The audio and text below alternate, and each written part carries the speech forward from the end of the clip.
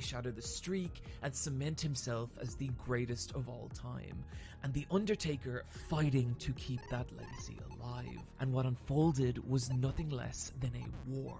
The two men destroying each other in a violent emotional encounter that is honestly a little difficult to watch. You can see the welts and scars the match has left on both performers, both of whom gave everything they had to tell the best story their bodies would allow. Concluding in this beautiful moment when Triple H realizes he cannot and never will beat The Undertaker. And in one final moment of defiance, like everyone that came before him, is sent plummeting back into oblivion. The Undertaker going 20-0 at WrestleMania. After the match, the two men leave arm in arm. The war for their legacy is over. There is no animosity left between them. I really hope I don't sound like a crazy person to the non-wrestling fans who have made it this far into the video, but I think this was a really powerful story being told. One of the most terrifying things about achieving success in a public space is not knowing when your time will come. Not knowing when you'll lose relevance and cease being what you are, and that to me is the story of the streak. Every year, The Undertaker was getting older while his opponents were only getting younger and more ferocious. And every year, you'd watch this legend cling to the legacy that made him what he was. And it could be so close. For a moment, you'd think it was over. But it never was. The Undertaker was still immortal. He was still the dead man. And nothing could ever break that. Enter Brock Lesnar. Brock Lesnar made his 2012 return to WWE as one of the most legitimate fighters on the planet, having defeated Randy Couture for the real-life UFC Heavyweight Championship. And in the years that would follow, he'd prove a devastating, terrifying competitor, leaving opponents in macabre pools of blood, even destroying John Cena in one of the most brutal, one-sided title matches in history. But now, the Beast Incarnate had set his eyes on a different prize. He'd set his eyes on the streak. But surely it wouldn't matter. The streak could never be broken. Right? Right.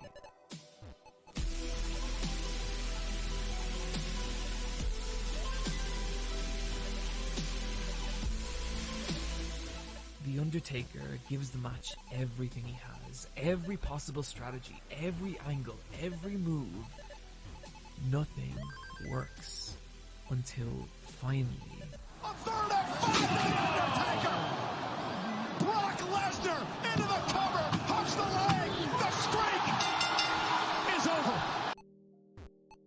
It's over. The streak lies in ruin. The Undertaker has lost.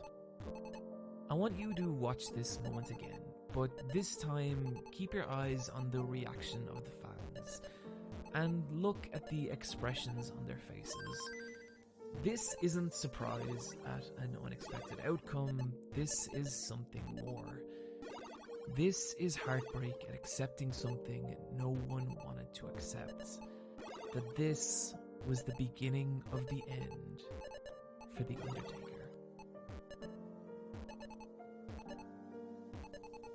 Three years later, April 2nd, 2017, Camping World Stadium, Orlando, Florida, WrestleMania 33. The Undertaker faces Roman Reigns, the divisive rising star of WWE and new face of the company. The two battle back and forth as The Undertaker, now over 50 years old, struggles to keep up with his younger, more dominant opponents. And then something happens. The Undertaker attempts his trademark sit-up, but as he does, decades of matches and pain set in and he collapses to the mat, exhausted. It's hard to convey the gravity of this moment. This is a move The Undertaker had performed hundreds of times over the course of his career. A trademark reminder that he was the dead man, that he was something beyond human. And what killed me about this moment was it was the first time he had ever felt human. And in that instance, I knew this was it.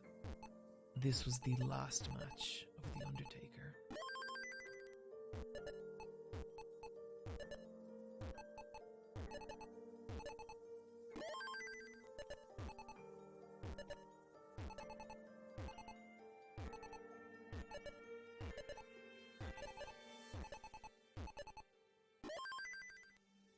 The Undertaker would return for guest spots in the years that followed, but for me, this was the moment that was the end of a story I had been experiencing my entire life.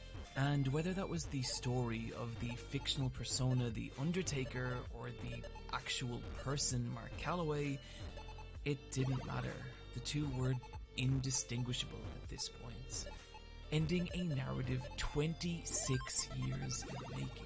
One about the creation of a legacy, the struggle to keep that legacy alive, and finally knowing when your time has come.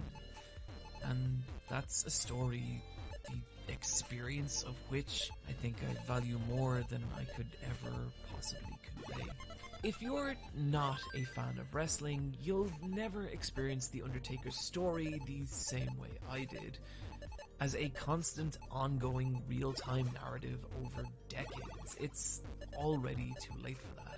But what I want to convey with this video is that it doesn't matter, because this is just one story in the world of professional wrestling, and dozens of others are unfolding right now, right this minute. The fall of Kazuchika Okada, the rise of Becky Lynch, the ongoing saga of the Golden Lovers. It's stories like these real, unreal stories that are the reason I love professional wrestling, and the reason I always will.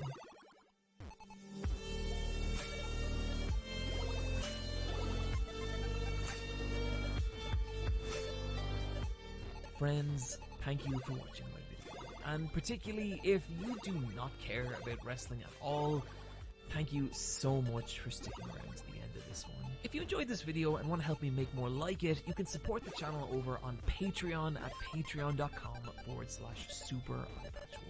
And thank you so much to the people there who support me and make putting a month into a crazy project like this possible.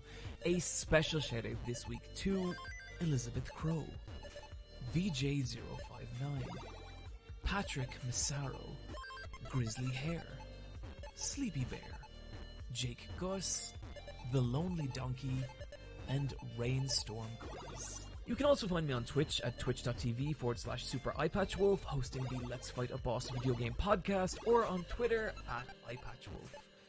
Friends, take care of yourselves, and I'll see you next time.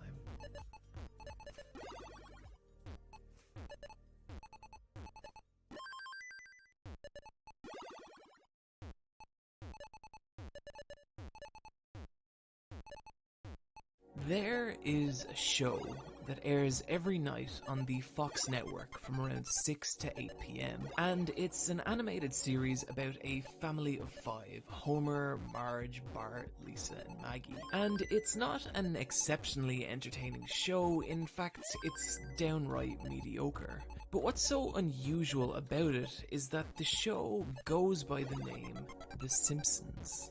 And the reason this is so strange is that it bears a striking resemblance to another animated TV series from the early 90s, one also called The Simpsons, which many people, myself included, consider the greatest piece of television of the 20th century. But make no mistake, no matter how similar these two appear, no matter what surface level